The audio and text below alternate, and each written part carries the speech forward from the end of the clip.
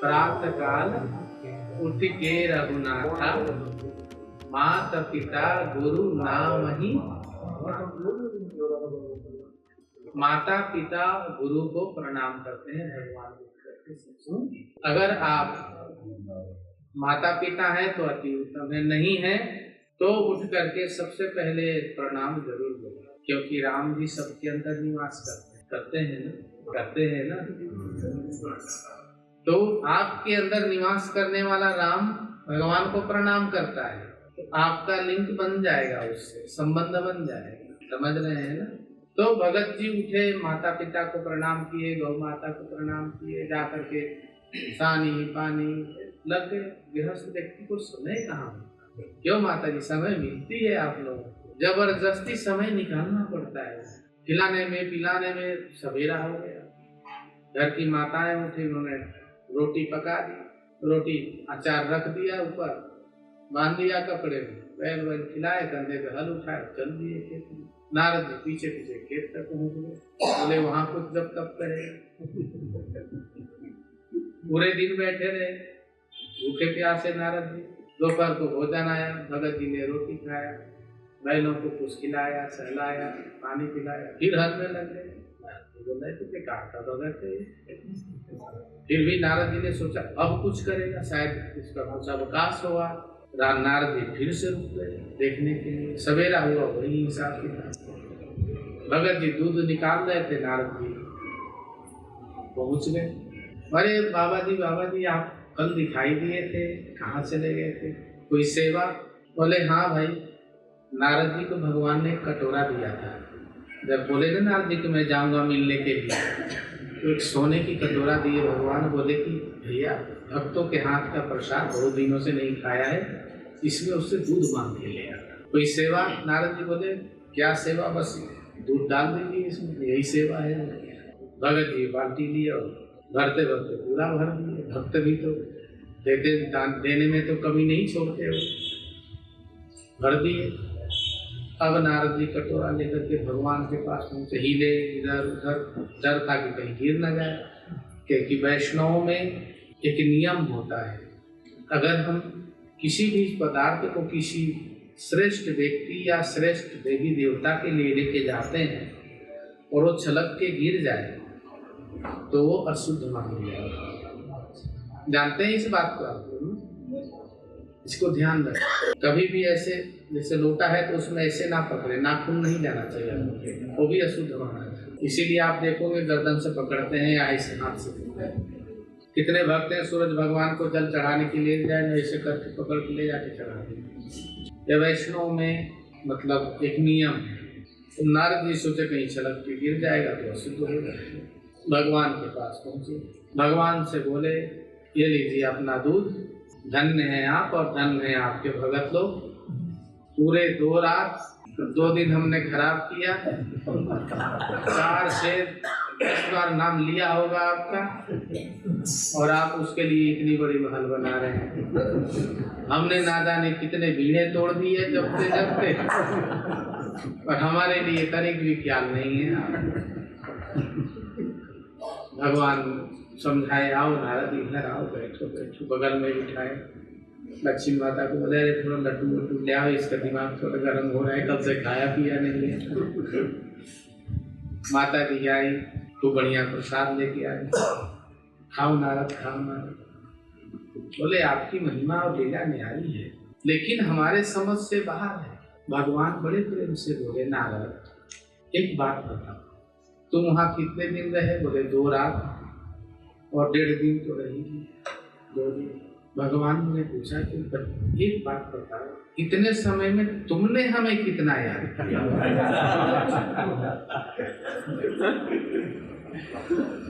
बोले तो 4 थोड़ा बहुत तो याद किए हैं। अच्छा जब दूध लेके चले थे तब? बोले एक बार आपने काम ही ऐसा दे दिया था, अगर वो गिर जाता तो मेरे को अपराध लगना था, मैं क्या करता? भगवान ने कहा नारद तुम्हारा तो काम ही भजन करना है, तुम्हारा तो काम ही भजन करना है, और उसका तो काम ही काम करना है, सेवा करना है। बच्चा देख उसमें भी हमें भूलता नहीं है, किसी भी अवस्था में रहता है, हानि में, लाभ में, सोने में, जगने में, हमें स्मरण में रखता तो नहीं। और तुम्हारा तो काम ही यही है, जब तुम हानि देख रहे थे तो भी मुझे भूल गए, जब लाभ मिला, तुम्हें दूध मिला तो भी मुझे भूल गए। नारद जी तुरंत साष्टांग प्रणाम किए, बोले कि आपसे चतुर तो कोई है नहीं, और आप जैसा दयालु भी कोई नहीं है। बिनु सेवा जो द्रवई दीन पर, जो आप जैसा कोई दयालु भी नहीं है, जो बिना सेवा के ही द्रवित हो जाते हैं, बिना भक्ति के ही द्रवित हो जाते हैं। प्रभु मुझे क्षमा करिए। भगवान बोले क्षमा तो आपको वहां मांगना पड़ेगा जिनके हृदय में मैं रहता हूँ। सोते समय आदमी किसको याद करता है? जिसको अत्यंत प्रेम करता है। सही बोल रहे हैं, जिसको अत्यंत प्रेम करता है उसी को याद करता है, क्योंकि सोना भी एक अवस्था है, सुसुप्त अवस्था है, आधा मरण है। वो क्या है? हाँ, थोड़ी सी कसर रहती है, बाकी सब तो वही है। सही बोल रहे हैं ना, बाकी सब काम तो वही है, थोड़ा सा कसर रहता है। इंद्रियां जागृत रहती, यही है। तो सोते समय मनुष्य किसको स्मरण करता है? जो उसका अत्यंत प्रिय हो, उसका याद करते करते उसको। तो जो सोते समय भगवान का भजन करते हैं उनको स्मरण करते हैं, अर्थात वो भगवान को प्रिय है और भगवान उनको प्रिय है। इसीलिए इस अवस्था को जागृत से सुसुप्त में जाना, अर्थात जीवन से आधे मौत में पहुंचना है वहां। समझ रहे हैं ना? कहते हैं ना, पता नहीं श्वास आवे या ना आवे। दुनिया में 70% लोग तो ऐसे ही मरते हैं, सोए में ही जाते हैं। समझ रहे हैं? तो ये अवस्था ऐसी अवस्था होती है कि यह जीव जिससे प्रेम करता है उसको, और जागने के बाद भी वही अवस्था प्राप्त होती है, क्योंकि सुसुप्त से जागृत में जाते हैं, उस समय भी वही अवस्था हो। और ये दोनों अवस्था ईश्वर को याद करने के लिए बहुत ही महत्वपूर्ण अवस्था होता है, जिससे आप प्रेम करते हैं। इससे सुंदर कोई अवस्था नहीं है, इससे कोई सुंदर समय नहीं है जिसमें आप उसको याद करें। नारद जी गए भक्त जी के पास, गले मिले, बोले दूध पिलाओगे? बोले हाँ महाराज, आइए आइए। दूध पिए लेकर के और खूब आशीर्वाद दिए, और बोले नारद जी, मोरे मन प्रभु अस विश्वास, राम से अधिक राम के दास। मोरे मन प्रभु अस विश्वासा, राम से अधिक राम के दास। तो संसार के रहने वाले व्यक्ति, बाबा ने बोला, बच्चा अगर वो तुम्हारे तरह माला झोली लेके फिरने लगे और यही सब करने लगे तो बच्चा तुम्हारे यहाँ दाल रोटी फिर बिगड़ जाएगी तुम्हारी। सारे आश्रम का पालनहार गृहस्थ आश्रम, गृहस्थ आश्रम में रहने वाले व्यक्ति को नियम पूर्वक, कैसे? जोर से बोलिए। हम आपको जबरदस्ती नहीं बांध रहे हैं, एक बार और बोलिए। नियम पूर्वक ईश्वर का स्मरण करना चाहिए। चाहे आप माला झोली लेके करिए, चाहे आंख बंद करके कर लीजिए, चाहे शवासन लगा के सोते समय कर लीजिए, जागते समय कर लीजिए। उनकी प्रवृत्ति में ईश्वर का स्मरण होना बहुत जरूरी है। अगर उनके प्रवृत्ति में ईश्वर का स्मरण है तो आने वाले संतति के लिए संस्कार उत्पन्न होते हैं। समझ रहे हैं ना? वही संस्कार आने वाले संतान में जाता है और वो आगे उन्नत परिवार बनता है। भक्त परिवार बनता है और सभी आश्रम को पालन करने वाला परिवार बनता है। इसलिए गृहस्थ आश्रम में भजन की महिमा है। एक संत थे पलटू दास जी महाराज, अयोध्या में, नाम सुने आप लोग कभी? पलटू दास जी बड़े उटपटांग महात्मा थे, बड़ी गाली गलौज करते थे। पलटू दास भगतमाल में उनका वर्णन है कहीं कहीं, अयोध्या में जानते हैं। तो उनसे सभी महात्मा डरते थे। अगर किसी आश्रम में भंडारा हो रहा है पहुंच जाते थे, महंत दूर से ही अरे पलटू भगा, दूर से ही भगा दो, इधर मत आने देना, नहीं तो बेइज्जत कर देगा। जानते हैं क्या बेइज्जत कर देते हो? महंतों को बोलते भक्तों का पसीने की कमाई ले लेकर के बगल में छुपा के बैठा है, मर के कुत्ता बनेगा तुम। बोल देते थे मुंह पे ही, राम राम नहीं करता। साधुओं को भोजन चल रही पर साधु राम राम नहीं करते, दुनिया का भक्तों का भोजन करते हो तुम लोग, सब तुम लोग नरक में जाओगे, राम राम नहीं करोगे। सब डर जाए, घबरा जाए। इसीलिए कहीं पलटू दास दिख जाए तो साधु आधा किलोमीटर दूर से पता चले पलटू आ रहे, वो रास्ता ही बदल जाए। और कोयरी जानते हैं ना, कोयरी जो सब्जी की खेती करते हैं, कभी आश्रम नहीं बनाए, कोयरियों के खेत में रहते थे। जो कोयरी होते हैं अपने बिहार में इधर कोयरी बोलते हैं उनको, कुर्मी, कोयरी और सैनी भी बोलते हैं। उन लोग के खेत में रहते थे, वो वही भजन करते थे। जब उनका शरीर छूटा तो अयोध्या में साधुओं ने बड़ा भंडारा किया, पलटू गया। कितने भय था उनको पलटू दास। और घटना भी ऐसी हुई, एक बार उनको साधुओं ने खूब पिटाई करके बोले कि मर गया। बोले क्या, इसको फेंक दो। दूसरे दिन जीवित होकर पहुंच गए। बोले तो फिर से जिंदा हो गया। फिर तो सब साधु डरने लगे उनसे। ये अद्भुत चीज है, ये कोई साधारण नहीं है। और राम के परम भक्त थे। तो जिसका जो कार्य है, अपने कार्य में मनुष्य को कुशल होना चाहिए। समझ रहे हैं ना? कई बार होता है, जैसे क्लास में बहुत एक साथ 100 विद्यार्थी हैं, कई बार एक आध फेल भी हो जाता है, लेकिन इसका मतलब ये नहीं कि दोबारा एग्जाम नहीं देता हो और पास नहीं होता। एग्जाम भी देता है और पास भी हो जाता है। ऐसे ही आप सभी गृहस्थ आश्रम में हैं, कई बार होता है फेल हो जाते हैं। मन है, बुद्धि है, चित्त है, अहंकार है, कर्म है, संगति है, इसमें सबसे बड़ा कारण है। समझ रहे हैं ना? संगत से गुण होता है, संगत से गुण जाओ। बांस फांस और मिश्री एक ही भाव की। मिश्री बांस के उसमें ना फंसाई जाती है और बांस की कोई कीमत नहीं है, लेकिन वो मिश्री के भाव में ही बिकता है। समझ रहे हैं ना? क्यों? क्योंकि मिश्री का संगत जो कर लिया है उसने। तो संगति का बहुत बड़ा प्रभाव होता है। गृहस्थ आश्रम में है, ये दिन, ये क्लास है, आप एक स्कूल में हैं। कई बार हो सकता है आपसे भी भजन ना हो, साधन ना हो। कई बार ऐसी स्थिति बन जाती है, मन बहुत चीजें रहते हुए भी दुखी रहता है, भजन नहीं। इसका मतलब ये नहीं कि आप ईश्वर से दूर हो गए।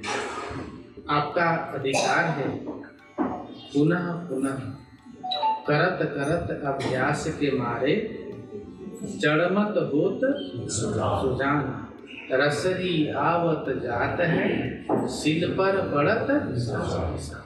तो आपको वो क्षमता प्राप्त है कि आप निशान डाल के जाते हैं।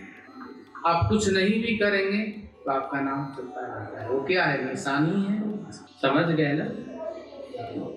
आप अगर नहीं भी कुछ करेंगे तो आपका निशान रहता है, लेकिन आप कुछ करके जाते हैं तो गहरा निशान रहता है। कैसा निशान रहता है? वो कभी जाता ही नहीं। कहते हैं ना, गहरा कट गया भाई, ऐसा निशान बन गया, जाएगा ही नहीं। समझ गए? तो कुछ करके जाते हैं तो गहरा नशा। इसीलिए जितना समय मिले पर्याप्त है। समझ रहे हैं ना? ये मत सोचिए कि मैं नहीं कर पाऊंगा या हमारे पास समय नहीं है ना। जितना मिले उतना ही पर्याप्त है। क्या है? पर्याप्त है। क्यों? एक घड़ी आधी घड़ी आदम में पुनिनाद, तुलसी संगत साधु के भरत कोटि अपराध। गोस्वामी जी ने कहा एक घड़ी आधी घड़ी, उसमें से भी आधा कर, आधव में पुनि तुलसी संगत साधु के। साधु कौन है? परमात्मा से बड़ा कोई साधु नहीं। किसी का कभी नुकसान नहीं करता, हमेशा सबको देना ही जानता है। ईश्वर साधु नाम से, ईश्वर से बड़ा कोई साधु। तो गोस्वामी जी कहते हैं कि एक घड़ी हो, आधी घड़ी हो, आधा में से भी आधा कर लो। तुलसी संगत साधु के, अर्थात ईश्वर का साथ। हरत कोटि अपराध, करोड़ों अपराध को खत्म कर देता है। समझ रहे हैं ना? तो आपके लिए ये मत बोलिए कि हमारे पास समय नहीं है। छोटी जहर इतना ही पर्याप्त होता है, अमृत भी इतना ही पर्याप्त होता है। स्पर्श मात्र से अमर कर देता है और जहर भी स्पर्श मात्र से मार देता है। समझ गए ना? तो आपकी अच्छाई थोड़ा सा भी हो गया तो आपका कल्याण करने वाला है। किसी भी अवस्था में कभी भी ये मत सोचिए कि हमारे पास समय नहीं है। कहीं भी जाइए, मैं इस मामले में बहुत खड़ा रहता हूँ क्योंकि मैं स्वयं इसको पालन करता हूँ। अपने नियम में पक्के रहते हैं और जो हमारे साथ रहते हैं उनको बढ़िया नियम में बांध के रखते हैं। करो नियम, नहीं तो राधे राधे। तो नियम में चलिए, आप लोगों से कर्मकांड नहीं होने वाला है। समझ रहे हैं ना?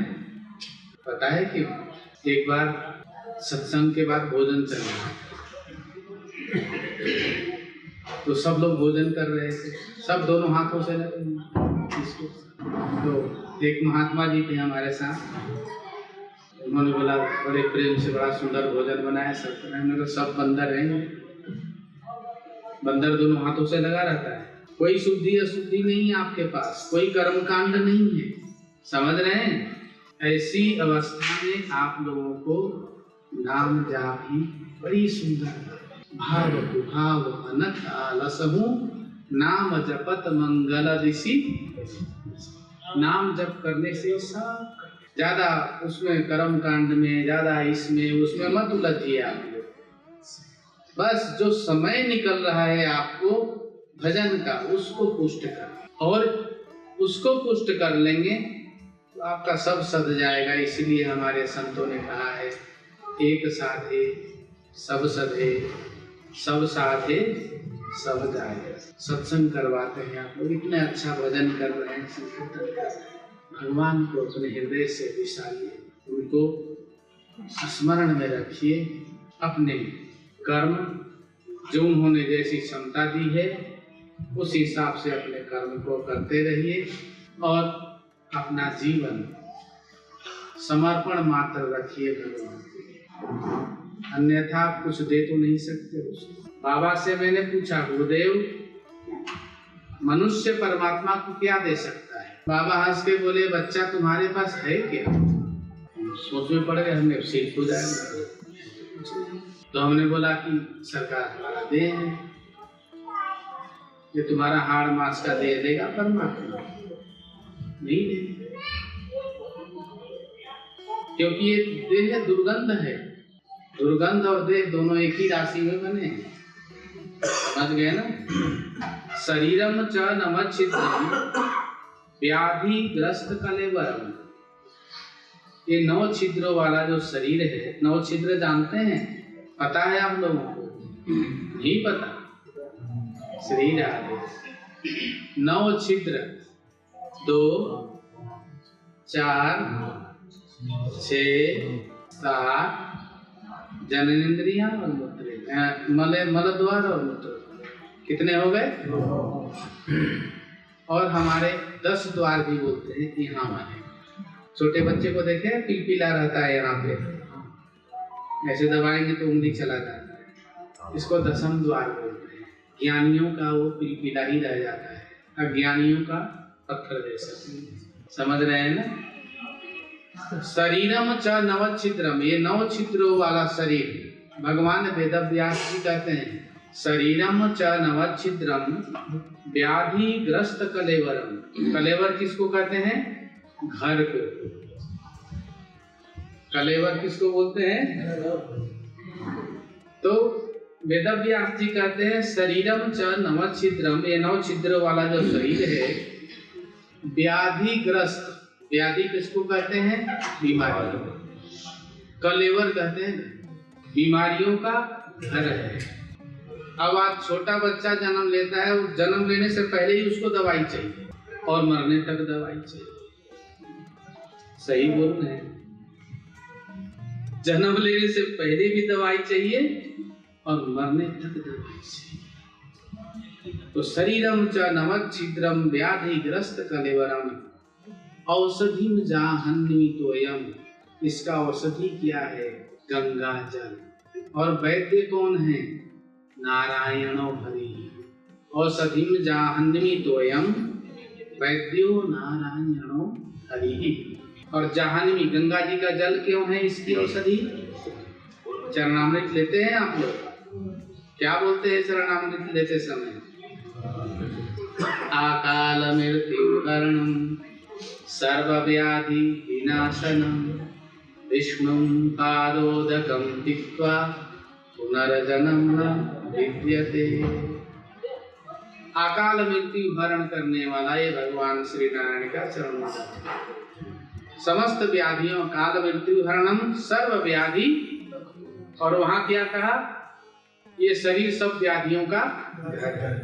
अकाल मृत्यु हरणम सर्व व्याधि विनाशनम।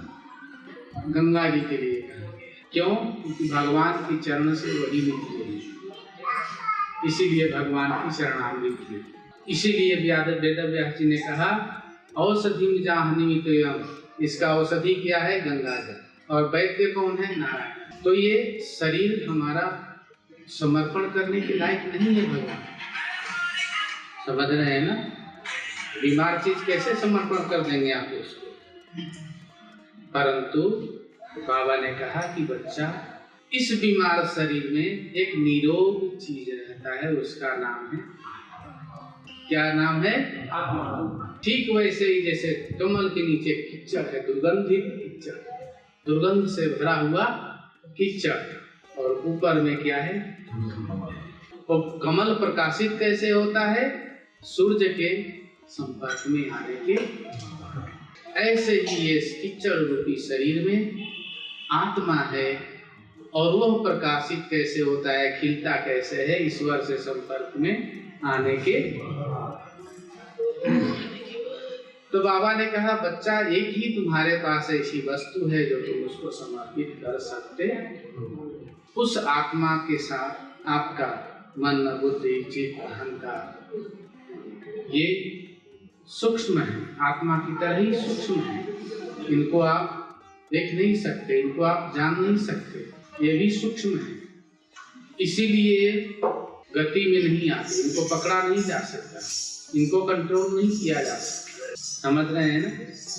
इस प्रकार बाबा ने बोला बच्चा ईश्वर को समर्पण करने के लायक तुम्हारे पास एक ही है, वो है चाहे तुम गृहस्थ आश्रम में रहो, चाहे विरक्त आश्रम में रहो, चाहे किसी भी आश्रम में रहो, उस ईश्वर को अपनी आत्मा को समर्पित करके रखो।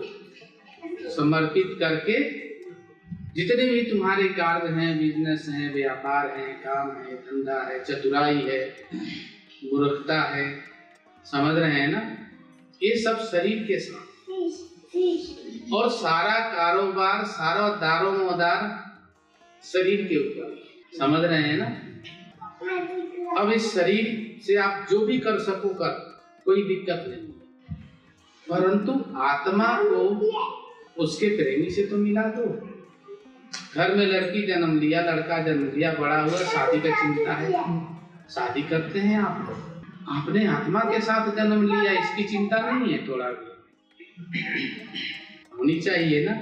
क्यों नहीं? क्योंकि आप लोग अज्ञान में हैं। समझ रहे हैं ना? बच्चे जन्म लेते हैं, ओम प्रकाश जी, शादी की चिंता लग जाती है, करवाना पड़ता है भाई। समाज है क्या? इसके लिए समाज नहीं है? कोई अच्छे से मरता है तो समाज उसको जय जय करता है ना, करता है ना? क्यों नहीं अच्छे से मरना भाई? भगवान के भक्त बन के मरो, उनको समर्पित होकर के मरो। तो इस आत्मा को उस ईश्वर से संसर्ग में ला देने का नाम ही, उसके संपर्क में आ जाने का नाम ही प्रेम है। उसको भूल नहीं पाने का मतलब ही स्नेह है। समझ रहे हैं ना? इस भाव में रहिए, और इससे और आपके काम धंधे से कोई संबंध ही नहीं है। लगता है आपको कई संबंध है ना? बिल्कुल अलग है ये, कोई मतलब ही नहीं है उससे। और हम लोग आलस के मारे क्या करते हैं, बोल देते हैं कल कर लेंगे, कल देख लेंगे। समझ रहे हैं ना? कल कल में ही कल कल धारा में बह जाती है राख। समझ रहे हैं ना? इसलिए सब कुछ करिए, मस्त रहिए, आपका जीवन सदैव सुखी रहे, प्रसन्न रहे। अगर आप मात्र समर्पण कर लेते हैं अपने आत्मा को ईश्वर के लिए, तो आपका आत्मा भी सुखी हो जाएगा। आपके साथ सारे सत्संग का निचोड़ यही। समझ रहे हैं ना? तो भजन करिए, खूब सत्संग करिए, सेवा करिए, खूब बड़े बड़े व्यापार करिए, खूब नाम रोशन करिए। कबीर साहब, कबीरदास जी का नाम सुने? कबीरदास जी एक बार रात को मोहल्ले से जा रहे, मोहल्ले में बड़े बड़े घर बने हुए थे। रोशन किया दिया ने घर को, रोशन किया दिया ने घर को, नहीं तो छाए अंधेरा। रोशन किया दिया ने घर को, नहीं तो छाए अंधेरा। जो नहीं जागा देह में रह के, कभी नहीं होगा सवेरा। इस शरीर में रह के तुम जागे ही नहीं, तो तुम्हारा सवेरा कभी नहीं होगा। अंधेरे में ही उपज गए और अंधेरे में ही, इसीलिए जागना क्या है, यही समर्पण। बस उससे अपना संपर्क बना के रखिए। जैसे वो भगत जी बनाए थे ना, हम नारद जी वाली बात बताए ना, संपर्क में। बस वो संपर्क क्या है? एक घड़ी आधी घड़ी संपर्क का मतलब है चार्ज हो जाना। समझ रहे हैं ना? क्या हो जाना? बस चार्ज होकर के पूरी दिन तो मोबाइल चलती है, एक बार चार्ज करने में दिन भर चलते रहिए, फिर रात को एक बार चार्ज हो जाइए, फिर सवेरे एक बार और चार्ज लगा दीजिए, ओवर चार्ज हो जाएगी। अगर थोड़े बड़े से काम नहीं चलता आपका, सवेरे एक बार और लगा दीजिए। समझ रहे हैं ना? तो बस बाबा की कृपा है, आप लोगों को चार्ज करने के लिए हम आए हैं। चार्ज नहीं करेंगे, चार्ज करने की टेक्निक बताएंगे। आपको कोई चार्ज नहीं कर सकता। समझ रहे हैं ना? हाँ, ये सच बात है, ये बिल्कुल सत्य है। आप किसी को चार्ज नहीं कर सकते। अगर आप किसी को चार्ज करने चले तो आप खत्म। समझ रहे हैं ना? तो यही है, आप लोगों को जो हमारे सूझबूझ से गुरु महाराज जी के द्वारा दिया हुआ थोड़ा सा विचार अपना हमने रखा आपको। आप लोग इस विचार को जीवन में धारण करें, और आपने धारण कर लिया तो ज्यादा करने की जरूरत आपको नहीं। बाकी तो आप लोग कर ही रहे हैं, भजन कीर्तन सत्संग सेवा कर ही रहे हैं। बस इसमें ये चीज आ जाएगा तो ठीक वैसे ही बन जाएगा जैसे सोने में चमक आ जाएगी। और जब चमक आ जाएगी तो भाव बढ़ जाएगा। समझ रहे हैं ना? भाव बढ़ जाती है ना सुहागा डालने के बाद। गाना जो है गंदा पड़ जाता है और जैसे ही गला पे सुहागा मारते हैं चमक भाव बढ़ जाती है। तो अपने भाव को बढ़ाइए और वो भाव श्री परमात्मा के प्रति समर्पण। किसी वस्तु को समर्पण नहीं कर सकते। हम भगवान को भोग लगाते हैं, लेकिन वही भोग लगाते हैं जो हमें खाना होता है। भगवान को खाने का कोई खबर नहीं है। यही करते हैं ना माता जी, तो वो भोग नहीं हुआ, ये भाव है। समझ रहे हैं ना? हमारा भाव है चलो हम खा रहे हैं तो हमारे घर में ये भी है, इनको भी खिला दो, पूछ लो भाई। अगर वो भी अच्छा ना हो तो कोई पूछने वाला भी नहीं है। अगर घर में माता लोग ना हो तो उनको भी कोई बना के देने वाला नहीं है। तो ये सब भाव है, आप इस भाव में रहिए।